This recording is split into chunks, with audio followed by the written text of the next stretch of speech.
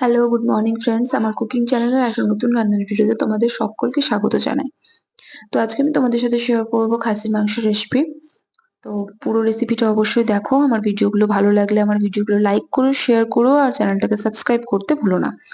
তো চলো দেখে নাও আমি রেসিপিটা কি করে বানাচ্ছি। আমি এখানে নিয়েছি 500 গ্রাম খাসির মাংস আর এটার মধ্যে আমি দুটো মিডিয়াম সাইজের আলু অ্যাড করব। তো তার জন্য আমি এটাকে আগে থেকে ম্যারিনেট করে রাখার জন্য একটা মশলা বানিয়ে নিয়েছি। তো এটাতে নিয়েছি আমি মিডিয়াম সাইজের 3টে পেঁয়াজ, 16 থেকে 17টা কোয়া রসুন আর 1 ইঞ্চ আদা। এটাকে মিক্সিতে গ্রাইন্ড করে এটার মধ্যে আমি দিয়েছি। তাতে দিয়েছি আমি ফ্যাটানো টক দই 3 থেকে 4 চামচ আর দিয়েছি হাফ চামচ হলুদ গুঁড়ো, 1 চামচ জিরের গুঁড়ো। লবণটা আমি এখানে অ্যাড করিনি, তোমরা চাইলে এখানে লবণটা অ্যাড করতে পারো। আর মিট মশলা দেবো আমি এই রেসিপিটাতে। তো মিট মশলাটা না আমি এখানে অ্যাড করিনি, তোমরা চাইলে এখানে অ্যাড করতে পারো, আবার পরেও দিতে পারো। তো চলো এটা আমি রেখে দিচ্ছি ম্যারিনেট করে। আর আমি এখানে গ্যাসটা অন করে কড়াইটা বসিয়ে নিয়েছি। এতে দিয়ে দিলাম আমি পরিমাণ মতো তেল। আমার পুরো রান্নাটা আমি এই তেলেই করব। আর দিয়ে দিচ্ছি আমি ওই যে দুটো মিডিয়াম সাইজের আলু কেটে রেখেছিলাম ডুমো ডুমো করে, এই আলুগুলো আমি এখানে দিয়ে দিলাম। উপর থেকে দিলাম একটু হলুদ গুঁড়ো, তাতে কালারটা ভালো আসে। এটাকে আমি হাই ফ্লেমে লাল লাল করে ভেজে নেব। তো এই হলুদ গুঁড়োটা দেওয়ার জন্য না কালারটা খুব সুন্দর আসবে। দেখো আমার লাল লাল করে ভাজাও হয়ে গেছে।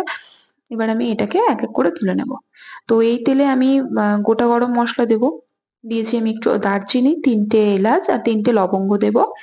আর দেব একটু জায়ত্রী। এটা ভালো করে ফুটে উঠলে আমি এটার মধ্যে দিয়ে দেবো 3টে চেরা কাঁচা লঙ্কা। আমি এখানে ঝালটা আমাদের বাড়িতে একটু কম খাই, তাই আমি এখানে 3টে দিয়েছি। তোমরা নিজেদের ঝাল নিজেদের স্বাদ মতো ঝাল এখানে দিতে পারো। আর দিয়েছি একটা মিডিয়াম সাইজের পেঁয়াজ কুচি করে। এটাতে গ্রেভির টেস্টটা খুব সুন্দর আছে। এটা অপশনাল, চাইলে দিতে পারো, না চাইলে স্কিপ করতে পারো। তো এখানে আমি দিয়ে দিলাম ম্যারিনেট করে রাখা মাংসটা। আমি মাংসটাকে না 1 থেকে 1.5 ঘন্টা মাত্র ম্যারিনেট করেছি। এটা চাইলে না তোমরা হোল নাইট ফ্রিজে ম্যারিনেট করে রাখতে পারো, সকালবেলা হয়তো রান্না করবে, ওটাও বেশ ভালো হয়। তো দেখো আমি মাংসটাকে ভালো করে মিক্স করে নিলাম। আর আমি যেহেতু বলেছি আমি আগে মিট মশলা দিইনি ম্যারিনেশনের সময়, তো আমি এখন মিট মশলাটা ওর মধ্যে অ্যাড করে দিলাম। মিট মশলাটা দিয়ে এটাকে ভালো করে আমি মিক্স করে ঢাকা দিয়ে দিয়ে কষিয়ে রান্না করব। কষানোটাই হচ্ছে মেন। মাংসতে যত ভালো করে কষাতে পারবে তত বেশি ভালো টেস্ট আর কালারটা আসে।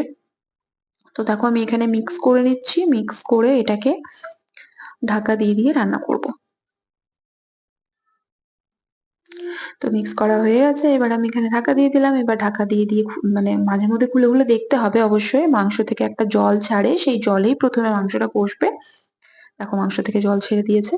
এই জলে মাংসটা প্রথমে কষাবো, তারপরে যখন লেগে লেগে আসবে তখন অল্প অল্প একটু জল দিয়ে দিয়ে মাংসটাকে কষাতে হবে যতক্ষণ না কালারটা খুব সুন্দর আসে। মাংসের কালারটা যদি ভালো না আসে না, তখন সেই টেস্টটাও আসে না।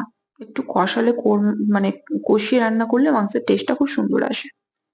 তো দেখো আমি ঢাকা দিয়ে দেখো ঢাকাটা খুলে মাংসটা আমার হালকা লেগে লেগে যাচ্ছে। এই সময় আমি একটু জল দেব। এই যে অল্প করে একটু এইরকম করে জল দিয়ে সাইড থেকে একটু করে নেড়ে নিয়ে মাংসটা কষালে খুব সুন্দর টেস্ট হয়। দেখো কালারটা কি সুন্দর এসছে। এটাকে আবার একটু ঢাকা দিয়ে কষাবো।